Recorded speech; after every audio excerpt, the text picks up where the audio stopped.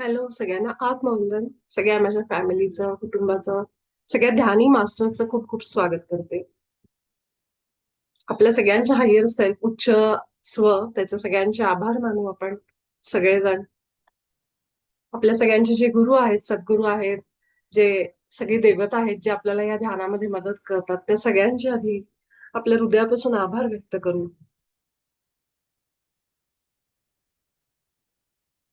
आणि आजच्या सत्राची सुरुवात करू. आज मला आपल्याच एका मास्टरचा एक मेसेज आला होता की काल आपण जे सत्र घेतलं त्याच्यामध्ये मी काही गोष्टी सांगितल्या होत्या. तर स्नेहल जी आहे आपल्या ग्रुपमधली, तर तिने मला खूप छान 2 प्रश्न विचारले.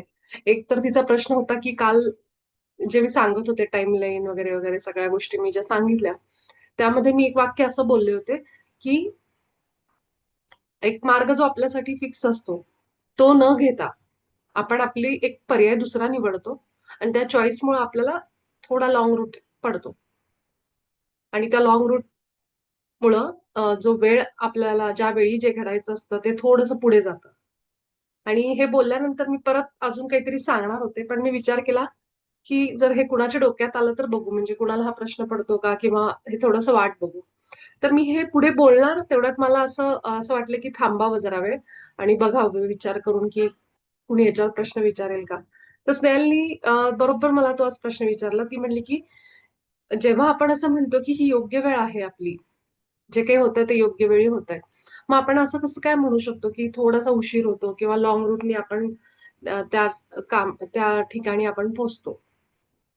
तर मला हे अपेक्षित होतं, की कुणीतरी हे विचारेल आणि स्नेहलनी बरोबर ते प्रश्न विचारला. अं, तर मी तिला ह्याचं उत्तर पण दिलंय, की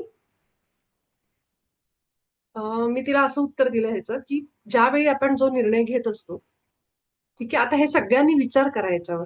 म्हणून ते काल ॲक्चुअली ना जसं आपण बी टाकतो ना आणि मग त्याला थोडंसं आपण खत-पाणी घालायचं आणि त्याप्रमाणे आपल्या पद्धतीने त्या परिस्थितीकडे बघायचं.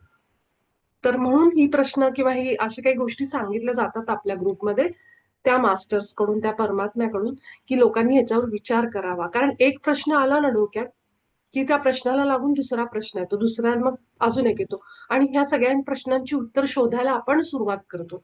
आणि ती प्रश्नांची उत्तरं शोधत, शोधत आपल्याला कुठेतरी घेऊन जातं आपलं आयुष्य. आणि तुम्हाला वाटेल, की हे जे मी काल जे सांगितलं ना समजावून ज्या गोष्टी, त्यातनं जर तुम्ही थोडा विचार केला, आपल्या आयुष्याचा प्रवास बघितला किंवा इथं आल्यानंतर आता तुम्हाला अनेक गोष्टी दिसतायत. एंजल नंबर असेल, आपण त्याला एंजल नंबर म्हणतो खरं. पण ते काय असतं, की आपलंच ब्रेन त्या गोष्टी सगळ्या दाखवत असतो. कारण आपला अवेअरनेस वाढलेला असतो. मग ह्या गोष्टी आपणच शोधायला सुरुवात करतो. आणि आपण कधीपर्यंत शोधत नाही, जोपर्यंत आपल्याला त्याची गरज वाटत नाही. मग गरज वाटण्यासाठी अ, हे छोटे-छोटे असे प्रश्न पडले पाहिजेत. जसं तिला एक प्रश्न पडला ना, तर ती म्हणली, की "ताई तुम्ही तर म्हणता नेहमी, की जी वेळ असते ती योग्य असते. मग असा उशीर कसा काय?" मग आता ह्याच्यासाठी एक मी उदाहरण तुम्हाला सांगते, की आपल्याला एका गावाला जायचंय आणि गावाला जाताना 2 रस्ते. ठीक आहे? आणि त्या एका रस्त्यावर आपल्याला माहितीये, की निघताना कुणीतरी सांगितलं, की "ह्या रस्त्याने जाऊ नको. त्या रस्त्यावर ऑलरेडी काहीतरी प्रॉब्लेम चालू आहे, रस्त्याचं काम चालू आहे." म्हणून आपण काय केलं, की दुसरा रस्ता निवडायचं ठरवलं. पण अचानक काय मनात आलं काय माहिती. माहीत असून सुद्धा आपण पुन्हा त्या रस्त्याने गेलो समजा. असं समजू आपण. आणि तिथं आपल्याला जो उशीर व्हायचा तो उशीर झाला त्या रस्त्याच्या कामामुळं. ठीक आहे. मग आपण आपल्या गावी जिथं जायचंय तिथं उशिरा पोहोचणार. अजून एक काय होऊ शकतं, समजा आपण हा रस्ता टाळला असता जिथं रस्त्याचं काम आहे आणि नॉर्मल रस्त्याने आपण आपल्या गावी पण पोहोचलो असतो.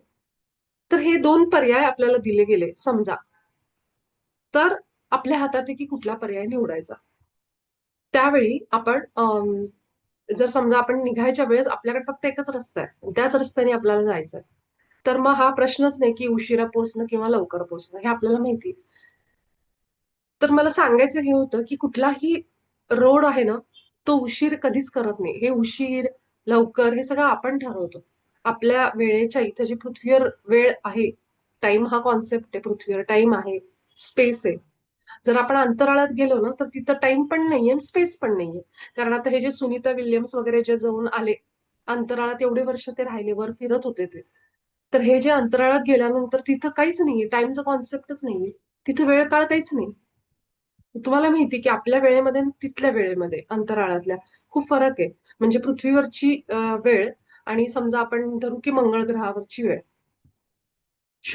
ग्रहावरची वेळ, ह्याच्यामध्ये खूप फरक आहे. कारण ते डिस्टन्स आणि हे आपण सूर्याच्या गतीनुसार आपण ठरवलंय की पृथ्वी जशी फिरते सूर्याभोवती त्यानुसार आपण ठरवतो की सकाळचे 10 वाजले, 11 वाजले. म्हणजे हा टाइम जो कॉन्सेप्ट आहे ना तो पृथ्वीवर आपण आपण सुरू केलाय. आणि ही इथं आपण लिनियर टाइम मध्ये सगळ्या गोष्टी बघतो. पण तसं बघायला गेलं तर वेळ आणि काळ ह्या दोन्ही गोष्टींच्या पलीकडे आपली ही बुद्धी आहे, आपली ही चेतना आहे. तुम्ही बघा ना, डोळे मिटून असे बसा आणि तुम्हाला जे भूतकाळात जाता ना, तुम्ही हे काय करता, तुम्ही भूतकाळात जाता म्हणजे टाइमला क्रॉस करतो आपण. आत्ताचा जो टाइम आहे प्रेझेंट मुवमेंट ह्याला क्रॉस करतो आणि मागच्या टाइम मध्ये जातो आपण. मग आपण टाइम ट्रॅव्हल करतोय ना बसल्या ठिकाणी. म्हणजे आपली चेतना किती शक्तिशाली आहे की बसल्या ठिकाणी आहेत त्या प्रेझेंट मुवमेंट मध्ये वर्तमानामध्ये राहून आपण सगळेजण आपलं बालपण सुद्धा आठवतो. एवढ्या जुने मागे जातो आपण. ती पॉवर आहे आपल्यामध्ये.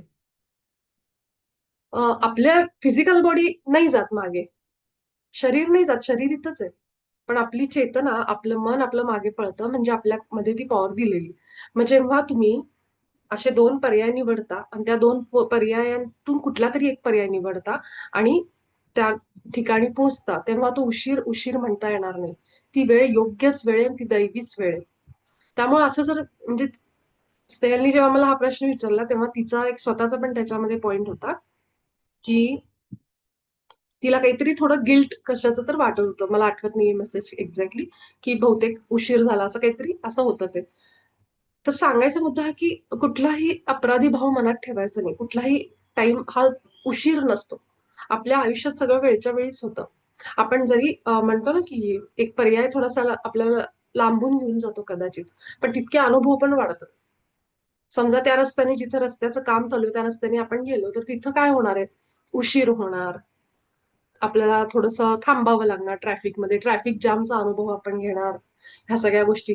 मग म्हणजे काय छोटे छोटे अनुभव आयुष्यातले. तर असं आपण जेव्हा कुठल्या तरी पर्यायांमध्ये अडकतो, 2-3 पर्याय माझ्या समोर आहेत, मी काय करू बाबा, मला सायन्स घ्यायचंय, कॉमर्स घ्यायचंय, आर्ट्स घ्यायचंय, काय करू, हा सगळ्यात मोठा प्रश्न असतो. कारण तिथून आपलं आयुष्य बदलणार असतं.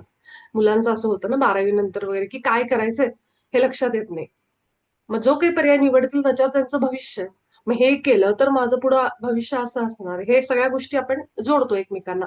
तर हे जे चॉईसेस असतात आपल्या आयुष्यातले पर्याय, हे आपल्याला त्या आपल्या मार्गापर्यंत घेऊन जातात. आता तुम्ही म्हणाल मग तो पर्याय निवडायचा कसा, कुठला बेस्ट पर्याय माझ्यासाठी आहे, हे कसं करणार. ते इथं यावेळी येतं ना, ते आपले इंट्युशन येतात. आपल्याला काय आवडतं, आपल्या इच्छा काय आहेत, ह्याचा विचार करायचा. की नाही की मी कुठल्या तरी माणसाला जाऊन विचारलं की माझी पत्रिका बघून सांगा. ग्रहतारे ऑफकोर्स मदत करतात ते सांगण्याकरता. जास्त करून कशात तुझा डोका आहे बाबा, हे पण आपल्याला सांगतात. ती मदत होते आपल्याला. पण खरी असतो तो आपला आतला आवाज. आणि म्हणून ध्यान केल्यानंतर, ध्यान सुरुवात केलं, ध्यान करतो म्हणजे काय करतो, आपल्या विचारांना शांत करतो. मग ध्यान काय झालं, साधन झालं आपल्याला एक क्लॅरिटी देण्याचं. आतला आवाज जास्त क्लिअर व्हायला लागतो.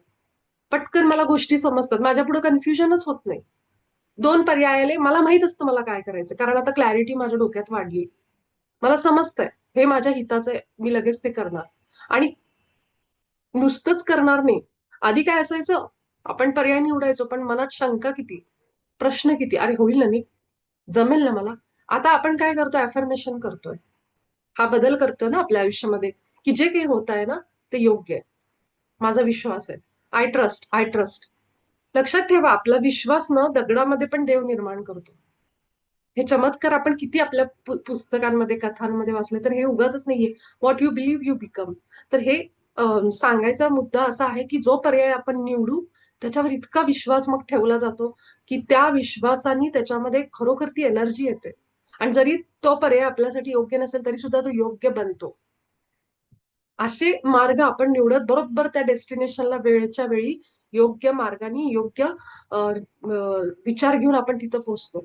मग हा फरक आहे. आणि मग कदाचित तो लॉंग रूट असेल. मुंबईला जायचं तर आपण पुणे अजून दुसरे 4-5 शहरामध्ये करून लॉंग रूटनी पोहोचू, पण पोहोचू. तर हा फरक फक्त मला काल सांगायचं होतं की हे पर्याय आपल्या समोर येतात आणि जो कुठल्या मार्गाने आपण चाललोय, जसं ते काल माणसाचं उदाहरण बघितलं आपण जॉब आणि बिझनेसमध्ये. तर ह्या पद्धतीने हे चॉईसेस आपल्या आयुष्यात येतात. जर समजा आपण लॉंग रूटनी जरी गेलो तरी सुद्धा ते लर्निंग आपल्याला कुठे ना कुठे घ्यायचे असतात, ते तिथं कव्हर होतात. कुठलंही असं वेस्ट जात नाही आपलं. अरे आपण लॉंग रूटने आलो असं नाहीये. त्या लॉंग रूट मध्ये तुम्हाला 4-5 अनुभव एक्स्ट्रा मिळतील, जे तुम्हाला घेण्यासाठी दुसरी वेळ द्यावी लागली असती. तर ते अनुभव तिथं फिट केले जातात. जाता जाता एवढं शिकून जा म्हणजे तुझं ते कर्म फिटून जाईल अशा पद्धतीने. तर हे सगळं ना, हे A, B, C प्लॅनिंग हे सगळं झालेलं असतं. फक्त एवढंच आहे ना, ह्याला म्हणतात फ्री विल, की जिथं आपण चॉईसेस आपलं ठरलेलं आहे, की ह्या जन्मामध्ये येऊन मी डॉक्टर, वकील किंवा बिझनेस असे कुठला तरी मार्ग पकडेन. पण मला जायचं काय, करायचं काय? मला माझं नाव करायचंय, प्रसिद्धी मिळवायची, पैसा इतका मिळवायचा आहे, अजून काय जे काही आपले गोल्स ठरलेले आहेत या जन्माचे ते. मग ते कुठल्या मार्गाने करणार? मग 3-4 ऑप्शन, की बाबा तुझे कर्म काय आहेत? तू मागच्या जन्मामध्ये लोकांना खूप त्रास दिलाय. मग एक काम कर, ह्या जन्मात डॉक्टर बन. डॉक्टर असल्यामुळे काय होईल? लोकांना मदत होईल. किंवा तू ध्यानात जा, ध्यान शिकव, ध्यान प्रचार कर. कारण मागच्या जन्मात तू खूप पाप करून आलेत. त्यामुळे तू लोकांना खूप त्रास दिले. तर ह्या जन्मामध्ये ध्यान प्रचार कर. लोकांना शिकव, ज्ञान दे. असं कुठेतरी ते कनेक्शन जोडलं जातं. मग ती जी हिलर लोक असतात, म्हणजे आता हे ध्यानामध्ये जसं मी माझ्याकडून ध्यान प्रसार करते. काहीतरी कर्म आहेत माझी, जे मला आता इथं सगळ्यांना हे करते मी, जे आहे माझ्याकडनं करून दिलं जात आहे ते. कशासाठी? जे काही तू केलंस बाई, ते आता फेड सगळं. ते तू हिलिंग कर लोकांचं, तू बोल त्यांच्याशी, तू त्यांना सांग. तर त्यामुळं ध्यानामध्ये आल्यानंतर म्हणा, किंवा असे जे हिलिंगचे जे मोडॅलिटीज असतात, डॉक्टर, छोटे छोटे डॉक्टर म्हणा, किंवा अशा सगळ्याच गोष्टी. तर हे जे लोकांना बरं करण्यासाठी आहेत सर्व्हिसेस. मग आता त्याच्यामध्ये बाकी पण येतं, म्हणजे आता समजा प्रत्येकच, जसं की आता वकील असेल, ती लोक पण मदत करतात लोकांना संकटातनं बाहेर काढायला. मग कुठला तरी असा मार्ग त्यांना दिला जातो, की तू ह्या मार्गाने कर, तुला एक 3-4 ऑप्शन आपण देऊ. मग नेता सुद्धा, पॉलिटिशियन्सना सुद्धा ही संधी असते, की लोकांची सेवा करणं म्हणजे त्या लोकांचं जे काही आहे कर्म त्यांचं, ते फेडण्याची संधी असते. जे काही तुम्ही करून आलाय, तुमच्या हातनं दुष्कृत्य, प्रत्येक आत्म्याच्या हातनं दुष्कृत्य घडलेली असतात, पापं घडलेली असतात. त्याशिवाय आपण थर्ड डायमेन्शन मध्ये येतच नाहीत. असं कुणीच नाहीये, की एकदम असा म्हणजे म्हणतो ना, फार असे अवतार, म्हणजे जे आता हे स्वामी म्हणा, हे जे असे अवतारी महापुरुष होऊन गेले, तेच फक्त असे असतात, की जे केवळ लोकांच्या भल्यासाठी येतात. त्यांना काही गरज नसती, त्यांची कर्म सगळं झालेलं असतं फेडून सगळं त्यांचं. फक्त ते केवळ लोकांना जनजागृती, आत्मसाक्षात्कारी बनवणं, लोकांना बरं करणं, त्यांना ती सगळी ज्ञान देणं, ह्याच्यासाठी ते येतात फक्त. त्यांचं कार्य तेवढं असलं, की ते अवतार घेऊन, ते समाधी घेऊन, ते त्यांचं अवतार कार्य संपवतात. आपल्याला माहिती. तर फक्त त्या लोकांचं हे असतं. बाकी आपण सगळे जे येतो ना, ती आपली कर्म जी काही घडलंय आपल्याकडनं, कारण आपण सगळे अंधारात असतो तेव्हा. तेव्हा आपल्याला ह्या सगळ्या गोष्टी माहीत नसतात. त्यावेळेस आपल्या हातनं ही घडलेली असतात. आणि मग जेव्हा नवीन जन्मामध्ये आपल्याला ती संधी दिली जाती, की ह्या जन्मामध्ये तू किमान एवढं कार्य कर, आणि मग तुला त्याच्यातनं तुझा आतला जो गिल्ट आहे, कॉन्शियसनेस, तो तुला मदत करेल ह्याच्यातनं बाहेर यायला. कारण स्नेहलचा दुसरा प्रश्न हा होता, हे तर पहिलं झालं, की मार्ग वगैरे सगळं. दुसरा प्रश्न तिचा असा होता, की काय लिहिलं होतं बरं तिने? एक मिनिट. तर हे मला खूप आवडले हे प्रश्न, म्हणून मी तुमच्या समोर हे सांगते. अं,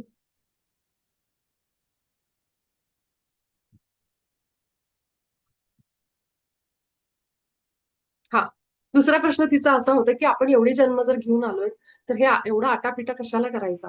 की आपली हजारो नाती तुटली असतील, हजारो आपण अनेक जन्मांमध्ये जोडली असतील, मग हे सगळे कर्म, त्याच्यावर येणारी नाती तुटली, म्हणजे जे आता आपण बोललो, मग हे सगळं कशासाठी? असा तिचा एक दुसरा प्रश्न होता, जो मलाही पडला होता, की हे देवा, हे कशासाठी आम्हाला तू दिले, आमचं हे जन्म कशासाठी, असं मला आधी प्रश्न पडायचे.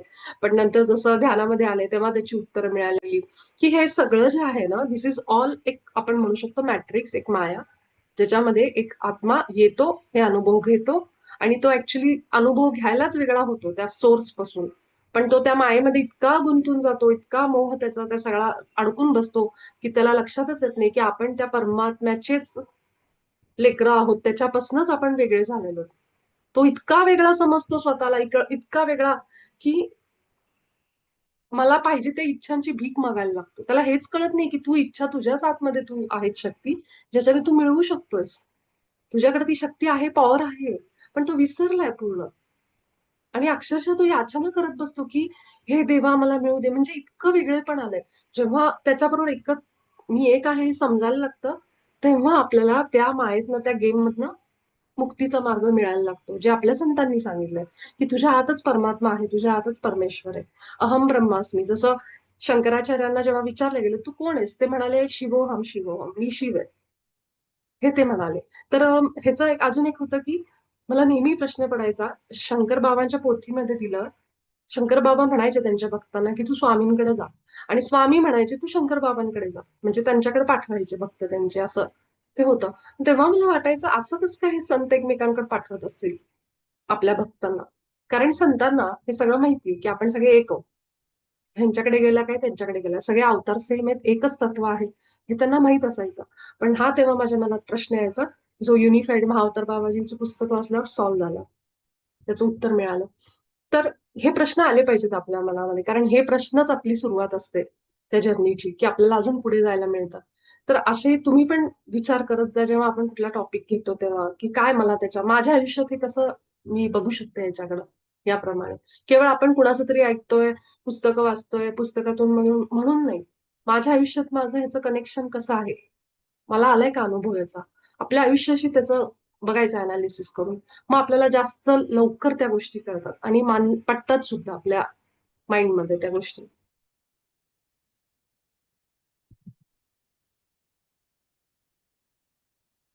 मग आरतीने खूप छान विचारले, मग विचार कशाला करायचा, पूर्ण सरेंडर होऊन जायचं, जे होणार ते सर्व माझ्या हिताचं आहे. मग तुम्ही तसं पण आयुष्य जगू शकता, यू हॅव दॅट चॉईस. की तुम्हाला जर सरेंडर करून समर्पणाने जर सगळं आयुष्य करायचं असेल तर तुम्ही करू शकता. त्याच्यावर एक पुस्तक आहे ऍक्च्युली. आरती, तुझा प्रश्न खूप छान आहे. कारण मी पण हा विचार करायचे की यार, सगळंच जर तसं होणार असेल तर आपण करायचंच कशाला, कर्मच कशाला करायचं आणि विचारही कशाला करायचं, होऊ दे जे व्हायचंय, असं आपण म्हणतो ना.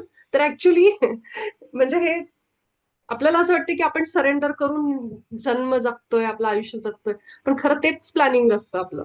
ते सुद्धा प्लॅनिंग एक तो पण मार्ग आहे ना, की तुम्ही ना ए पर्याय निवडा ना तुम्ही बी निवडा, जे होतंय ते होऊ द्या. कुठला तरी असा मार्ग जो तुम्हाला घेऊन जाईल आपोआप, त्या मार्गाने जा.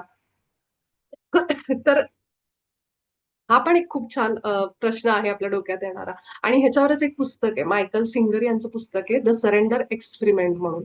त्या माणसाची अमेरिकेमध्ये अब्जावधीची कंपनी, अशा माणसांनी हा मार्ग निवडला आणि त्यांचं नावच आहे पुस्तकाचं, द सरेंडर एक्सपेरिमेंट. त्याच्यावर मी व्हिडिओ बनवत होते मध्ये 4-5 दिवसांपूर्वी. ते काम थांबलं अर्ध्यातच, कारण मला अजून ते पुस्तक शेवटचं काही वाचायचं राहिलं आणि ते मोठं पुस्तक आहे. तर त्याच्यामध्ये मायकल सिंगर जे आहेत, तुमच्या आमच्यासारखे एक साधारण व्यक्ती, मला वाटतं ते वकील होते आणि त्यांनी वकिली सोडली आणि त्यांनी ठरवलं की आता आपण कुठल्याही त्यांच्या बायकोबरोबर ते असंच बोलता बोलता ते म्हणायला लागले की तुला जाणवतंय का आपल्या आतमध्ये सतत एक आवाज येतो, अशी भुनभुन भुनभुन चालू आहे सारखी. मग त्यांची बायको म्हणते कुठला आवाज, ते म्हणतात मनात तर सारखं बडबड चालू असते आपली आतमध्ये. आणि ते तिच्याशी हे बोलत असतात आणि त्यांना वाटतं की हे जो आवाज आहे ना मनातला, म्हणजे बघा कुणाचा कसं विचार कुठे जाईल. ते म्हणतात की ह्या मनाच्या आतला जो आवाज आहे ना आपला सारखा, त्याचं आता ऐकायचंच नाही, असं ठरवतात. आणि ते म्हणतात की आता ह्याचं न ऐकता जी काही माझ्या आयुष्यात परिस्थिती येईल, मी त्याप्रमाणे काम करणार. म्हणजे ते तो विचार सुरुवात होतो आणि मग त्यांना एक पुस्तक मिळतं, ते पुस्तक वाचायला लागतात आणि त्या पुस्तकातून ते वाचल्यानंतर इतके प्रभावित होतात आणि ठरवतात की आता ह्याच्या पुढे मी माझ्या आयुष्यात जराही विचार करणार नाही, जे होईल त्याचा सामना करत जाणार, ज्याला आपण समर्पण म्हणतो. ह्याला हारणं नाही म्हणायचं, ह्याला समर्पण म्हणायचं.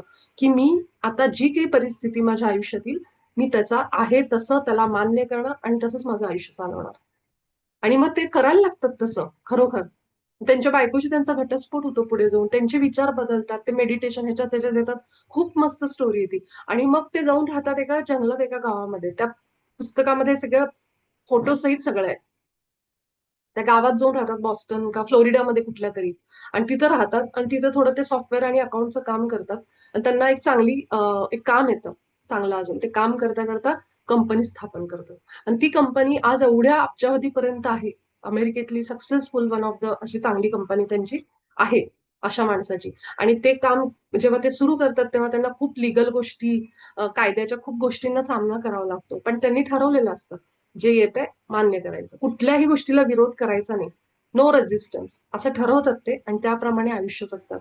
आणि तुम्ही ते आरती नक्की तू ते पुस्तक मी पाठवेन, मराठीत आहे का नाही मला माहित नाही, द सरेंडर एक्सपेरिमेंट. किंवा युट्यूबवर तुम्हाला ऑडिओ मिळेल, ते ऐकू शकता.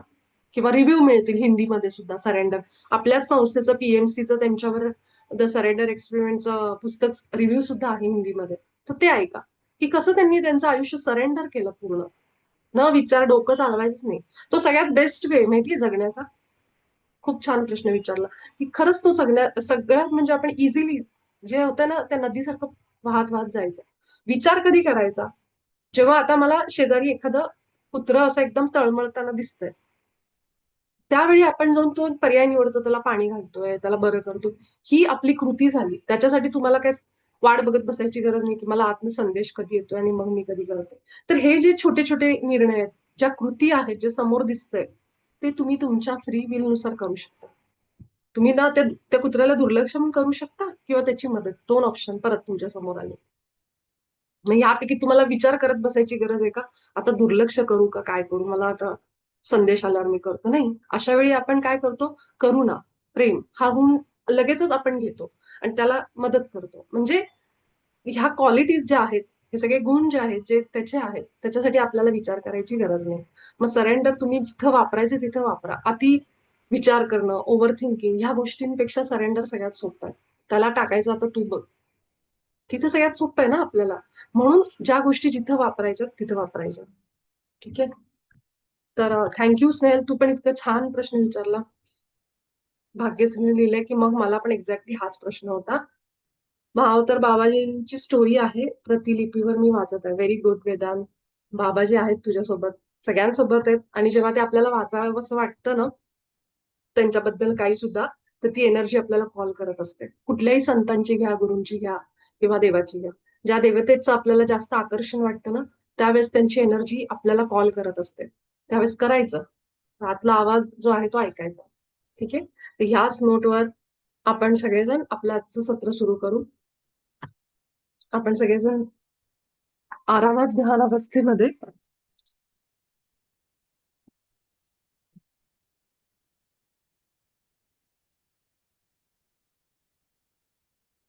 डोळे मिटून आरामात शांत आणि स्थिर होऊन बसा.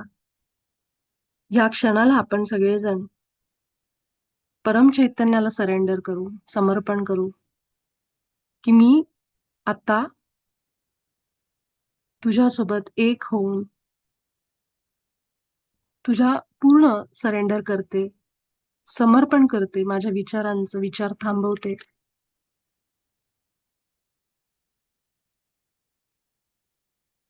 एक मोठा श्वास घेऊन आपण सगळेजण आपलं शरीर हळूहळू फील करायला लागू. आपल्या शरीराचा एक एक भाग, आपली शरीराची चेतना आपल्या मस्तकापासून पायापर्यंत पूर्ण फील करा.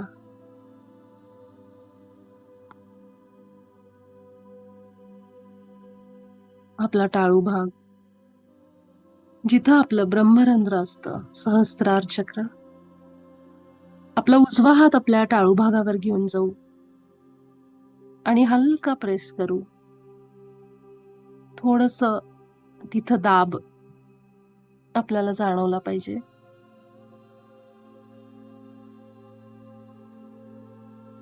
तसंच धरून ठेवा.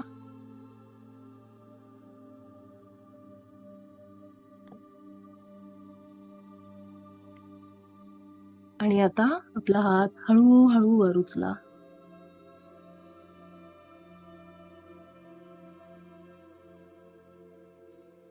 आपला हात खाली घ्या, मांडीवर ठेवायचा.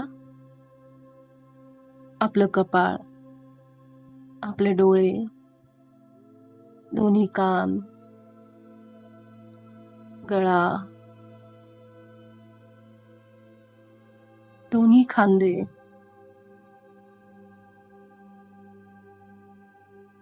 छाती, आपलं पोट,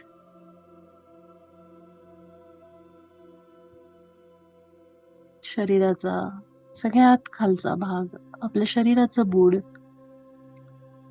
मूलाधार चक्र, जिथं आपण जमिनीला, जिथं कुठे बसलोय तिथं स्पर्श करतोय.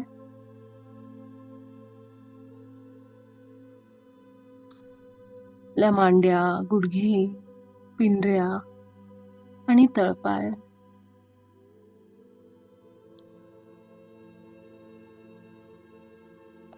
आपल्याला आता सगळं शरीर फील होतंय. आपली चेतना, आपली कॉन्शियसनेस ही केवळ एका ठिकाणी नसून संपूर्ण शरीरात आहे. मी माझ्या टाळू भागापासून माझ्या तळपायापर्यंत सगळं काही फील करते. मला जाणवतंय माझं शरीर हीच माझी चेतना आहे, जी सगळीकडे फिरतीये, जिथं पाहिजे तिथं जातीये. एक मोठा श्वास घेऊ.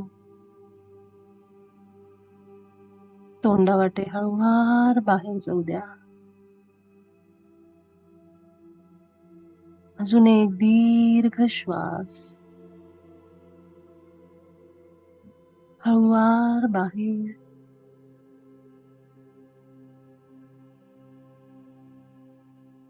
आपलं लक्ष आपल्या दोन्ही भुवयांच्या मध्ये एकाग्र करू. अगदी हलकं, कोमलपणे. कुठेही डोळ्यांना ताण द्यायचा नाही. अगदी जोर लावून ताणून बघायचं नाही. केवळ हलकी नजर. जितकं शरीर शिथिल सोडता येईल, सैल सोडता येईल तितकं सोडा. आपल्या पाठीचा मणका मात्र ताठ ठेवायचा आहे.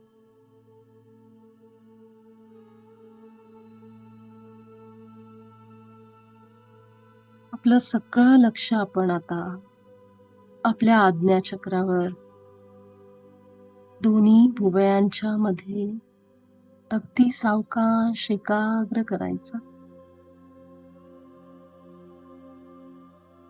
आणि केवळ आपल्या येणाऱ्या जाणाऱ्या श्वासांवर पहारा द्यायचा, लक्ष ठेवायचं. एक एक श्वास आपला संपूर्ण जागृतीने बघायचा. पूर्ण अवेअरनेस मध्ये. मी श्वास आत घेतीये, बाहेर सोडतीये. ही क्रिया लक्ष देऊन जागृतीने अनुभव करायचे. आपले सगळे विचार, काळजी, चिंता, आपला भूतकाळ, भविष्य, हे सगळं काही आत्ता या क्षणाला आपण परम चैतन्याला सरेंडर करायचे, समर्पित करायचे.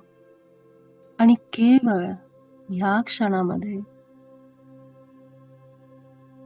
शुद्ध चेतनेच्या स्वरूपात चेतना शरीरातून सगळीकडून आपलं लक्ष बाजूला घेतीये आणि केवळ श्वासांवर येतीये.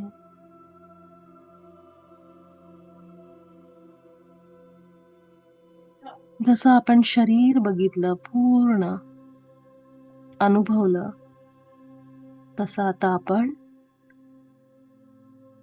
आपलं सगळं लक्ष, आपली चेतना आपल्या श्वासांवर घेऊन आलोय. एक एक श्वास, त्याचा स्पर्श अनुभवा. आत येताना, बाहेर जाताना. ह्याच अवस्थेमध्ये आपण काही वेळ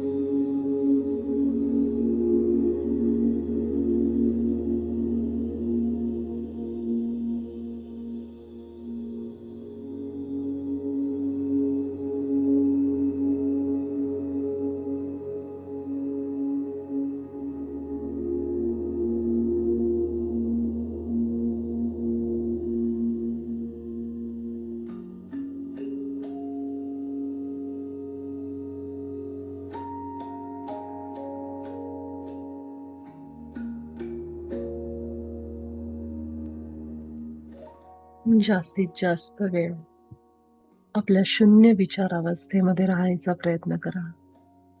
श्वासांवर लक्ष आणि शून्य विचार.